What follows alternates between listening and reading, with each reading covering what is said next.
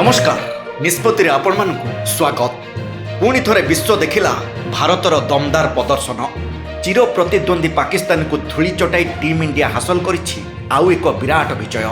गतकाली कोलंबोर are Premadasa stadium रे खेला जाउथिबा टी20 विश्वकप मैच रे भारत पाकिस्तान को 61 रन रे परास्त करिछि।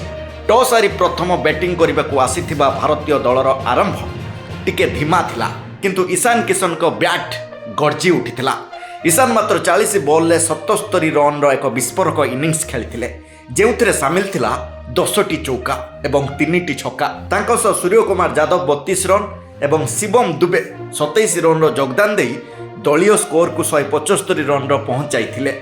176 रन रो विजय लक्ष्य नहीं पड़िया को ओह्लाइथिबा पाकिस्तान दल भारतीय बॉलर को आगे तिष्टि पारि नथिला।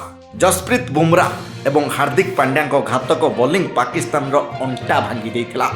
हार्दिक पांड्या, बुमराह, अक्षर पटेल एवं वरुण चक्रवर्ती प्रत्येक 2टी लेखाएं विकेट नैथिले। पाकिस्तान रो बैटिंग लाइनअप तास घर परी भुसुड़ी पड़िथिला एवं पूरा दल मात्र 114 रन रे ऑल आउट हो जाइथिला। एही विजय सह भारत सुपर 8 पर्याय पई योग्यता अर्जन करिछि। दमदार बैटिंग पर ईशान किशन को प्लेयर ऑफ द मैच विवेचित करा जाइछि। अन्य पक्षरे एही पराजय पर पाकिस्तान पर सुपर 8 रास्ता कष्टकर होई पड़िछि। भारतर एही ऐतिहासिक विजय पर गोटिए लाइक तो निश्चय बनुछि। देश दुनियार एमिति ताजा खबर पर आम चैनल निष्पत्ति को ही सब्सक्राइब करंतु।